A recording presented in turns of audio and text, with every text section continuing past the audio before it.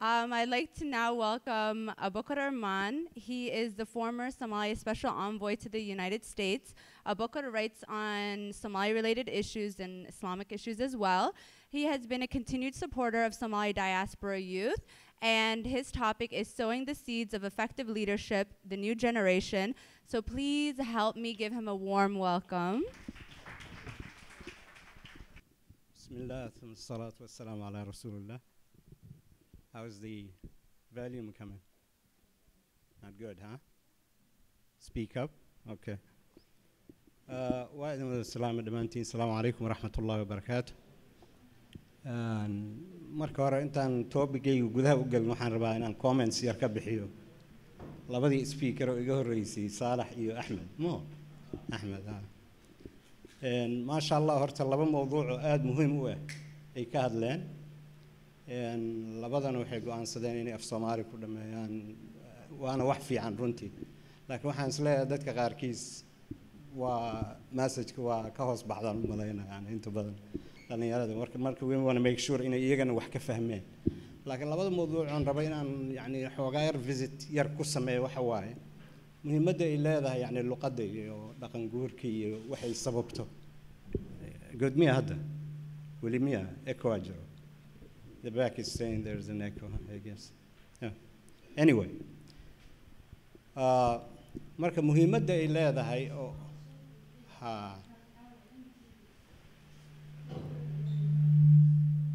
yeah, there's a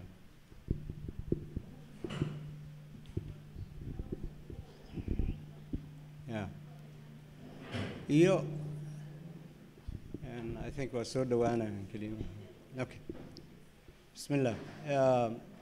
Marka waxaan rabay inaan hoosta ka xariiqo labadii mawduuc labadii ay ka hadleen walaalay iga horeeyay dhalinyarada oo adeerka ugu aadanay adeernimada was an issue earlier by the way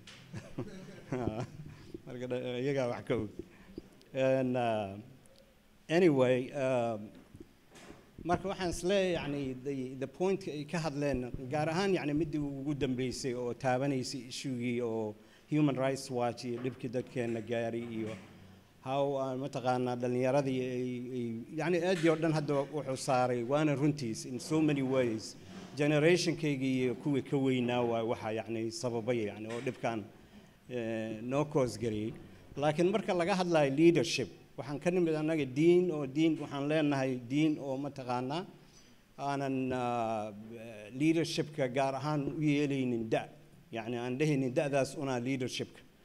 So it's not age specific, it's not ethnic specific, it's not religious specific. So in other words, a person can be a good leader.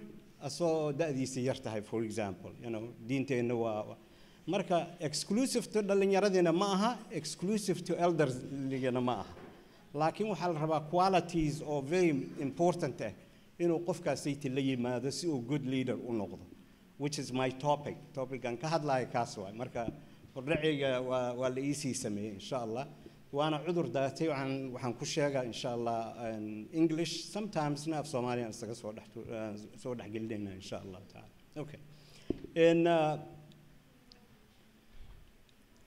one of the most important capacity that's oftentimes overlooked when it comes to leadership is the capacity to understand, to create ideas, and to decipher or to be able to deconstruct ideas. Concepts, those of you in college know what I'm talking for example.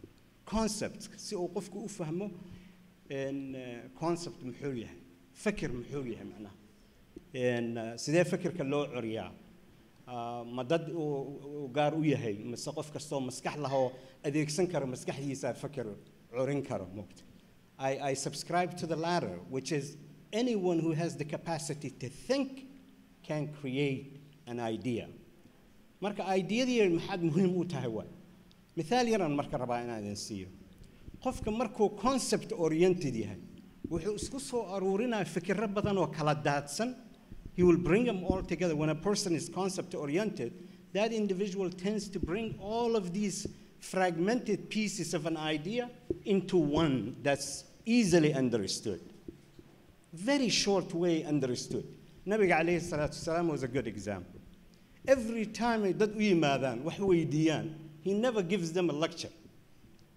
Because the person is not going to leave with knowledge when you give him a long lecture. Okay? But he will give them specific points relevant to the questions asked. So that individual can take home something to show. At the end of the day, now I understand how to apply. Especially in the oral culture. Earlier, examples of stories, fables. People learn through that process and they grasp that. And it's the core of our religion too. In our deen, it's encouraged to tell these kind of stories. That's how people learn moral values of things and so forth and so on. But why is it important? Then when you go home, you can forget about 80% of what was told and remember that 20% that's important. You're all familiar, again, speaking of concept, the concept that the 80-20 rule, right? How many of you are familiar with the 80-20 rule? There's one. Anybody else? The 80-20 rule. Okay. When you get a chance, look it up. It's a very interesting concept, developed some years ago by an Italian mathematician, I think,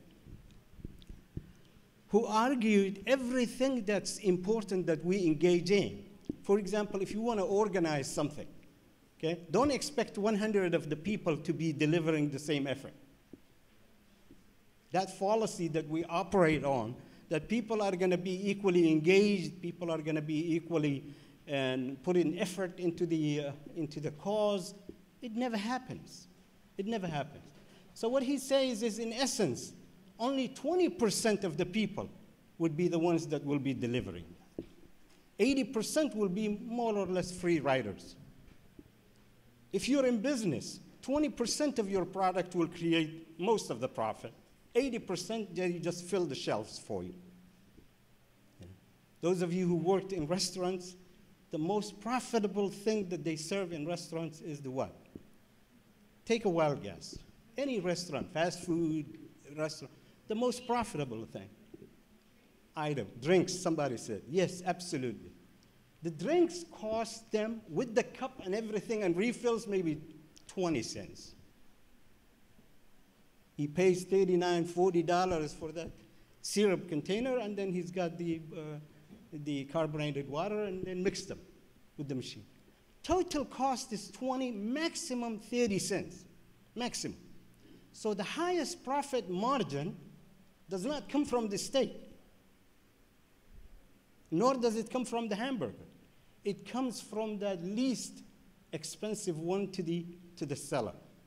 So in other words, he has 20% of those, or she, whoever the owner is, and that's what brings most of the margin of the profit.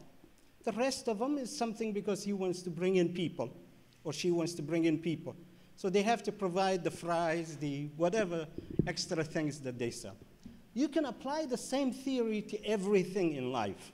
It doesn't have to be 80-20. That's, of course, it's not fixed. So don't think of it exactly, it's going to be 80%, the other side is going to be 20%. What he's saying, in essence, is the majority of the people are not going to deliver a whole lot. It's 20% of the people that will be, doing all the effort, basically, in this case. So as leaders, we have to have an understanding of concepts. When you have in the room someone who is a concept-oriented, idea-oriented, somebody who can bring those fragmented ideas into one, okay, he or she, if there is a brawl in the room, I know we're all decent people and we don't create that, but just as for the sake of the example, if there is such thing and people are fighting and beating each other on, and chairs and what have you, and there is a damage, one person might come with the idea of, I'm going to call the police. Wonderful idea. That's a good idea. We should all be thinking that way. But how long is it going to take the police to come here? Roughly what, 10 minutes, 15 minutes? By that time, a lot of damage had happened. Another person who's in the room, who's a concept-oriented person, would say, what can I do? You know, I can run for other authorities, call more parents to come in and what have you, to stop this fight. And he or she may succeed. But in general, the damage still continues, doesn't it? The fight still continues. And it's very unlikely that people would just behave themselves because parents walked in just now, if the fight gets to a certain level. So one person who's brilliant comes up with this idea and says, why don't I set off the alarm? Pull the alarm, the whole building is now loud enough. Sooner or later, people are going to make a run to the exit door. Because now we have a mutual interest. Everybody in the room is concerned. Is there a fire? Is the building, going to explode? There are a lot of things that comes to mind. Now you kind of narrowed all of these fragmented ideas that was survival-oriented ideas that they had in their mind. Hurting each other, killing one another, and so forth and so on. I was a witness, and this I have to share with you because we have to know at all ages that sometimes we have these kind of issues not quite often, but it can happen anywhere. There's no place sacred enough that fights do not happen. I was a witness when this kind of thing happened in a masjid, a mosque, during off time, of course, between salah. If that will make you feel better, inshallah. Why is it important that I tell you? Because we have to talk about these kind of things. We see in our news something that's more awful than fight in a masjid. Wallahi, we see that. Because the human life is more sacred, isn't it? In Islam. If we subscribe to the same Islam, then the human life is the most sacred. Human life, not the Muslim life. Human life is very sacred in this deen. So we see that being wasted in many parts of the world. And that should be offending us much more than the fight in the masjid. And this is a very Islamic understanding, if you really understand the deen. The other one is more important than the fight in the masjid. Fight in the masjid bothers you in a symbolic level. This is Baytullah, the house of Allah subhanahu wa ta'ala, and we are fighting. Guess what? Shaitan is everywhere. If you didn't figure it by now. Everywhere. Why? Because he runs through your blood. If you are in the masjid, he's in the masjid as well. Why can he not cause you to act a certain way? Or your behavior, or your bad behavior cannot cause you to act a certain way. Now, going back to the point, it did happen in a masjid. There was some scenario like that in a masjid. So you know what the imam, who's a concept-oriented imam, did? In the middle of, it wasn't a brawl or anything, but it was just a cacophony of just arguments on people about to hit one another, just out of the line, basically. So you know what he did? What would you have done if you were there? Of course, you would say, let's stop, we're in the house of Allah. How many people would listen to that? In fact, the Prophet ﷺ says, never say to a person at that stage of fight, of, red-eyed, really angry and so forth, ittaqillah, fear Allah. Never say that. Why? Why would the Prophet ﷺ say that? Anyone? Why would he say, don't say ittaqillah? Don't fear Allah. Don't say that. What's that? Okay. Well, the reason is very simple. I'll tell you why he would say that. Because he says if a person reached at that stage of anger, the person is not in his or her normal self. And when you say ittaqillah and he feels that he's wronged or she's wronged, guess what? That person can curse. Can say something inappropriate and say, the heck with, run their mouth. Why? Because they're not in control at that moment. So the Prophet, as wise as he is, what did he say? Do not say that at that moment. That's not what you want to do. That's the last thing you want to do. So what did this Imam do in the middle of that cacophony in the masjid? He went to the mic and started making the adhan. Allahu Akbar, Allahu Akbar. It didn't take 2 seconds.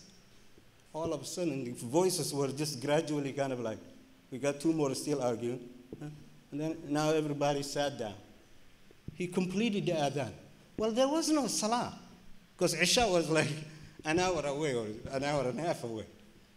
So people would wonder, okay, what are we praying? This man's making adhan.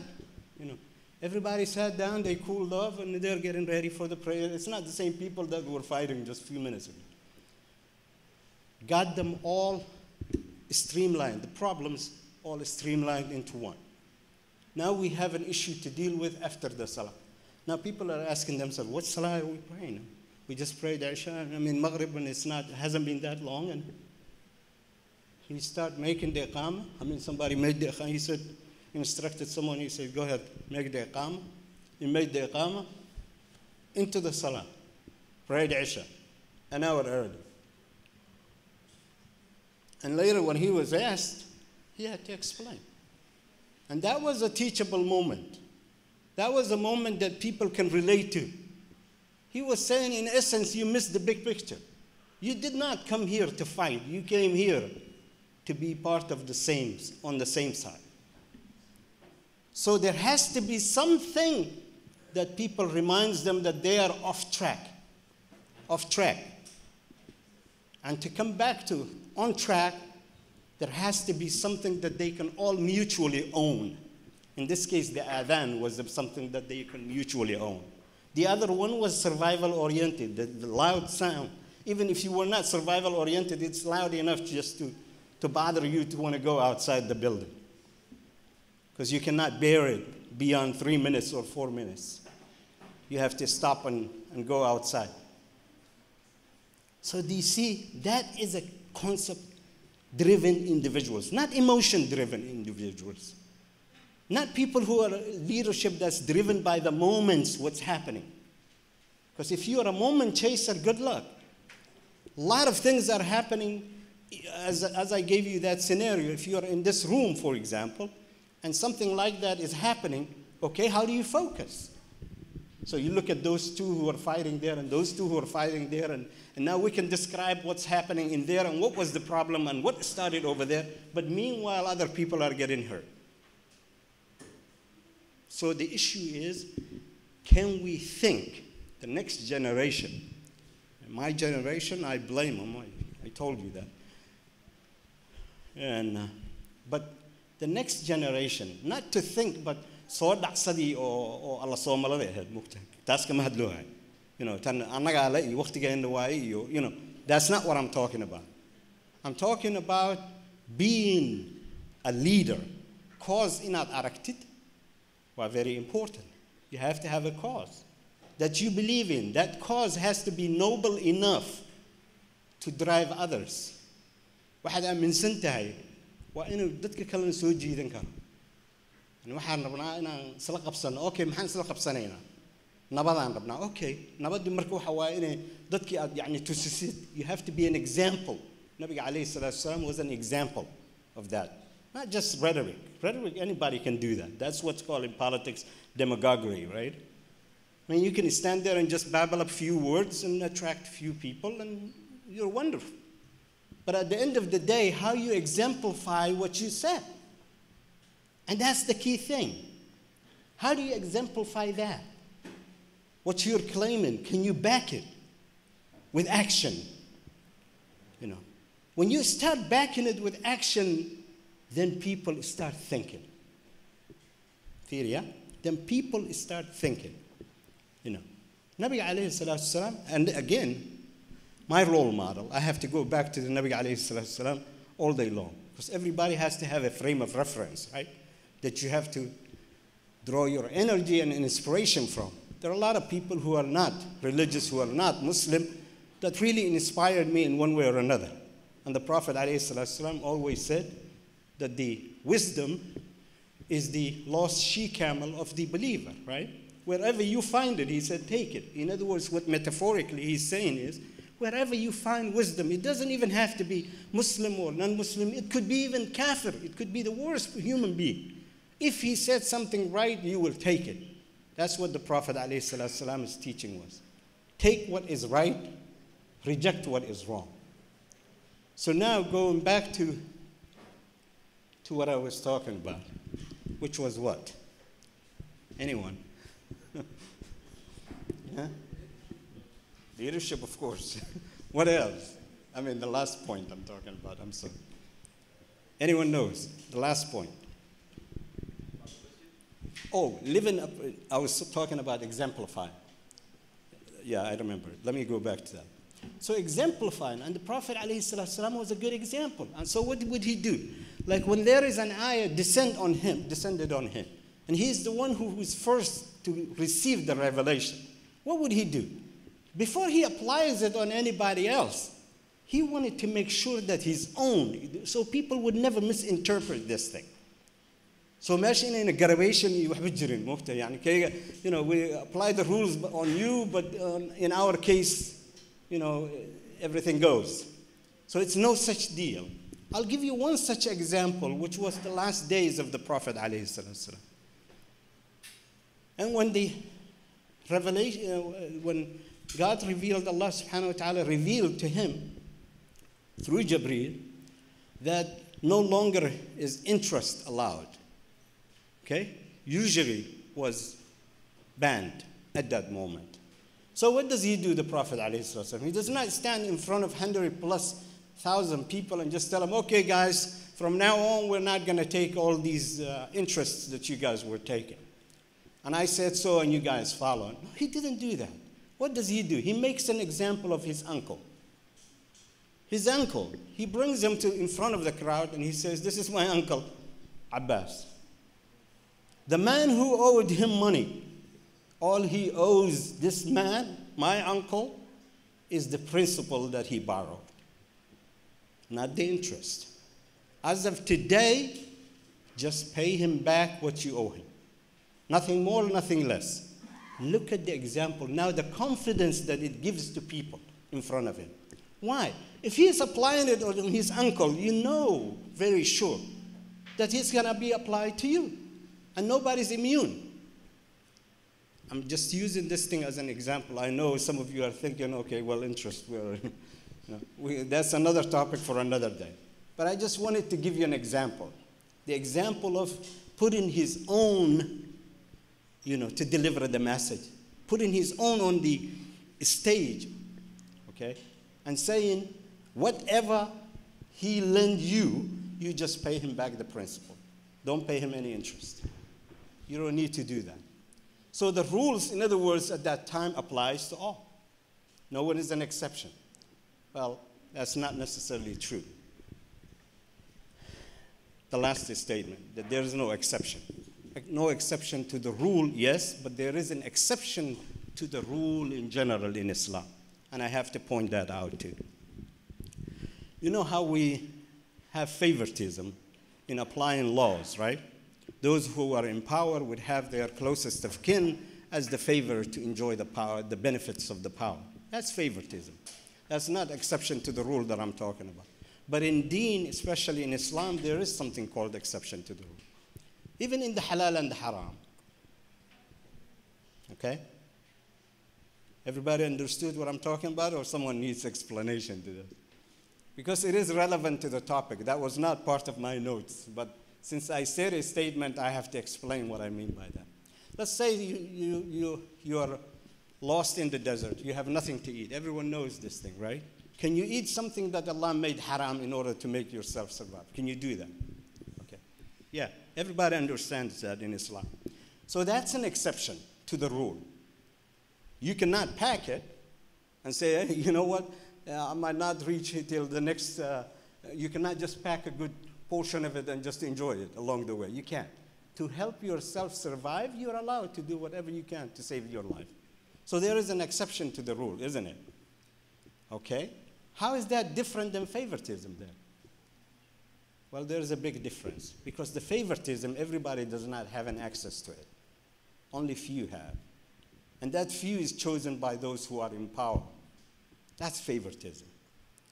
Now, in this exception, everybody, the king, the poor, the handicapped, everybody, young, old, everybody can benefit from this. So that equal access of exception is good.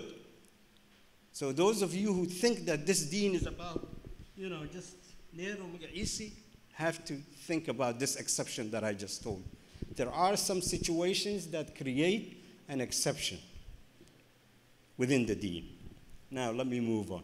But keep in mind that the Prophet ﷺ, what he said is he was using management by example. He was giving the example to people and saying, I'm not, preferring one person over the other, and the proof is what I just did to my uncle just now. Okay, the leader also has to have a knowledge base, or he or she has to know what it is in the area, whether it is politics, whether it is on community leadership or religious leadership. He or she has to have that knowledge base. And he or she must have also transferable skills, skills that they have learned in other areas, that they can bring along into this new field and apply it. If you are a policeman or woman, okay, and you learn the art of de-escalating angry persons, dealing with anger management or what have you, okay, or you learned about community policing or building relationship between a community that's hostile to law, officers and what have you, like what happened in Ferguson and all of that. And you learn these skills. Can you use that as skills within leadership in other areas, for example? Can you use that? Of course you can. So in other words, some knowledge that are transferable, things that you've done in the past, things that you know how to solve by using these kind of skill sets that you had, useful. These are very useful. Sincerity is another thing. I'm just going to go quickly on this because I don't want to take more time since we're running late. Sincerity is another thing. The person has to be genuine. Person cannot just say, I believe in this cause, I want to help in this particular cause. The person has to show that he or she cares about that enough to really put themselves at a disadvantage, for example. That helps. And that helps you to win others to trust you also. Because if you're not doing that, then you're a person who talks and does not really live up to the action. A person has to have a vision. And a visionary person is an individual who sees something that the others cannot see at that moment. Something that the 80% that we talked about cannot see. Only 20 can kind of vaguely get it. And even in inspiring the community, you might not get all the 100%. You're going to get probably 20 who are willing to listen to the message that you're trying to convey. So there has to be some kind of level of expectation that people are going to reject. Again, I will go back to my frame of reference. In Islam, is there such thing? Of course. Even the Prophet ﷺ was rejected. Even Allah, the creator of the heavens and earth and everything in between, his message was rejected. So if Allah's message is rejected and the Prophet's message is rejected, who am I to expect that people are going to listen to me 100%? They're not. And you have to accept that. You just have to figure out a way to deal with them and bring them along, to persuade them, and so forth and so on. But I cannot expect them to be 100% on the same side as I. That's just not the way things work. People have different opinion. The same family cannot be thinking on the same issue 100%. They can't. They just don't. That's why you have family feuds, and that's why you have civil rivalries and so forth and so on. Because people cannot see it in the same way. So once he or she determines the vision or sees that and articulates that vision, then there has to be strategy. How are we going to get to that from point A to point B? So there has to be an outline. And these are not things that are written and neglected. We have our organizations, and a lot of organizations nowadays, not only Muslims. What they do is they have bylaws, and God knows what's in those bylaws, and nobody looks after the first day of that organization is established. Until something problematic happens, then people will say, okay, let me check on the bylaws, what does it say? But when you talk to them and engage them and see how they apply that on day-to-day process of what they advance, ideas and so forth and so on, very little. Maybe less than 20% that you will find people who are actually applying. The same way with a strategy. You cannot just write it and just not expect to apply. There has to be, everything has to be applied. Everything has to work in harmony. If it's not doing that, then you don't have a strategy. You have just wishful thinking. Good luck. You know, and there are a lot of people who have that. And there's nothing wrong with it. But don't just expect that you're going to solve problems, especially as deep as ours. You know, whether we are in the diaspora or whether we are in the homeland. It's a very deep problem, as others spoke of. And the leader has to be pragmatist. Pragmatism is very crucial. Why is that crucial? Because if you have 10 problems, or let me just be more specific, if you are like us, all of us in this room, who have God knows how many problems we have, maybe 1,000, maybe 5,000, maybe even more. Nobody listed the number of problems that we have. But I know for sure if you engage any one of us, we will tell you how many problems we have. And then you can add them up at the end of the day, and then you will figure out how many problems our country has. One of the most, if there is any guarantee to failure, let me put it to you this, and I'll go on record. If there is any guarantee to failure, it is to think that you're going to solve all of the problems in one day. That's a sure way to fail. If you think that you can put 10 problems on the table and solve them all simultaneously, good luck. If you can do that to 100, good luck. You know, it just does not work that way. So it has to be step by step. And that's what the pragmatism that I'm talking about is all about. But step by step, absolutely right. But first you have to identify them according to importance. You cannot just start on number 50 and say, I'm going on it step by step. Because that's not a strategy either. You know, that's like you need to be guided and directed and said, don't worry about this thing. We're going to deal with this one later on. But let's focus on the really important issues first and then descend accordingly, you know, in a chronological order. Last but not least, I will conclude with something that I encountered, a little story that inspired me, basically. The leader has to have what's known as forbearance. How many of you know what forbearance is or can say that to the audience? How many of you? Forbearance. Yeah? Okay. Okay, let me explain, because oftentimes in the Somali language, sabr kyan u isticmaalna waa sabr u dhiganta, so we use it as sabr. Lakin Ilaahi subhanahu wa ta'ala waxa waaye al-halim. So hilm iyo sabr waa kala duwan yihiin, because marna waa sabuur, marna waa halim. Yeah? Asma'ullah al-husna. Magacyada Ilaahi uu fi fiicnaa soo kuma jirto yani. السميع أمين الحليم إيه الصبور إلهي ما قاعد يسي كمتها سما هي كمدين. Okay, what does that mean مرك الحليم حلم كمحوية حلم كمرك وحنا نقول سو كوبا. I'll say it in English also, but I want everybody to understand this particular part.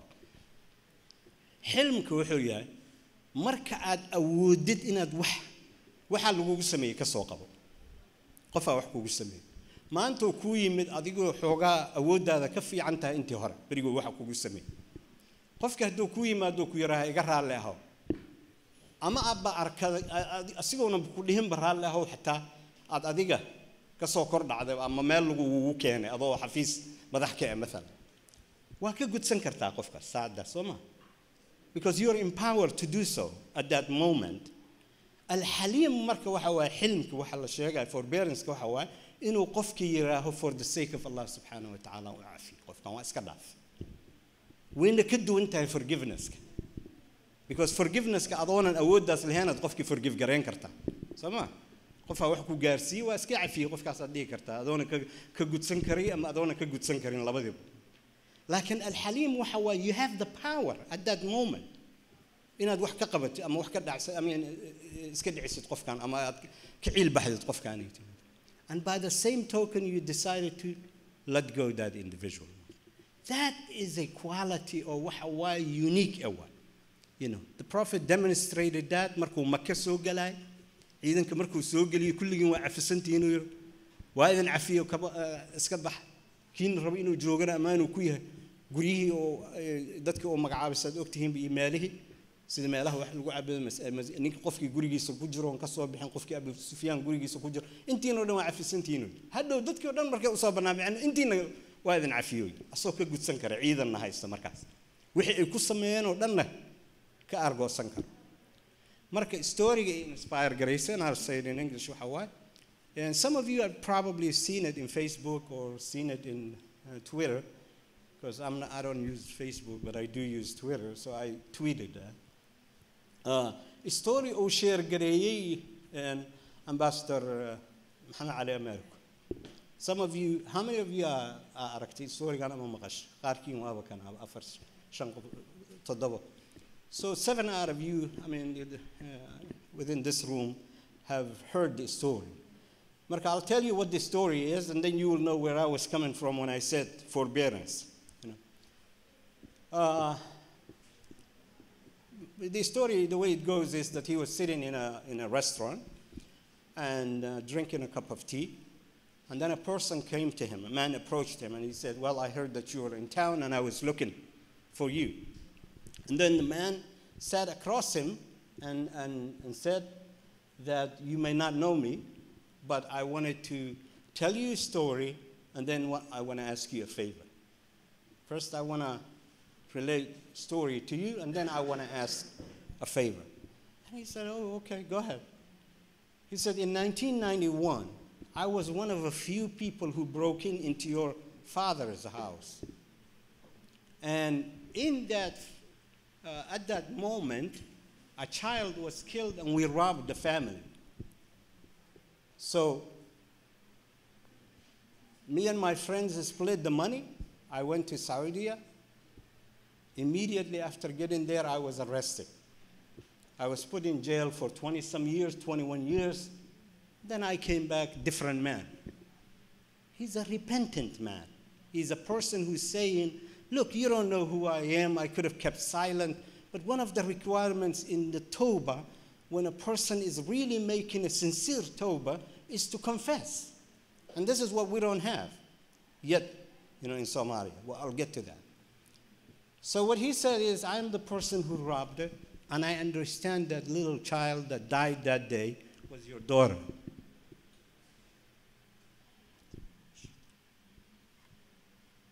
So he forgave him. He said, I forgive you. And that's the example that we need as a nation.